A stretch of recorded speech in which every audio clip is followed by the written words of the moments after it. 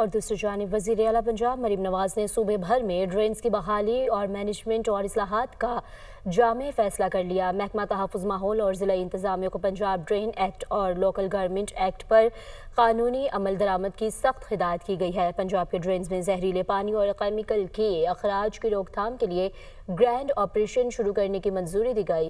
Hadiara drain سمیت پنجاب کے تمام ڈرینز میں صنعتی اور میونسپل فضلات ڈالنے پر بھی مکمل پابندی عائد کر دی گئی، جبکہ سینئر صوبائی وزیر مریم اورنگزیب کی زیر صدارت اجلاس ہڈیارہ ڈرین بارے تفصیلی بریفنگ۔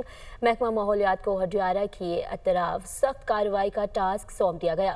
محکمہ صحت سے ہڈیارہ کے ارد گرد صحت عامہ پر رپورٹ اور پلان طلب کر لیا۔ واسطہ صنعت و آبپاشی سمیت تمام اداروں کو فوری اقدامات کی ہدایت کر دی گئی۔ ڈرینیج سسٹم کی مرمت اور اپ گریڈیشن کے لیے جامع منصوبہ بندی کی منظوری دی گئی ہے، جبکہ پبلک پرائیویٹ پارٹنرشپ ماڈل کے تحت نکاسیاب کے نظام میں بہتری لانے کا فیصلہ کیا گیا۔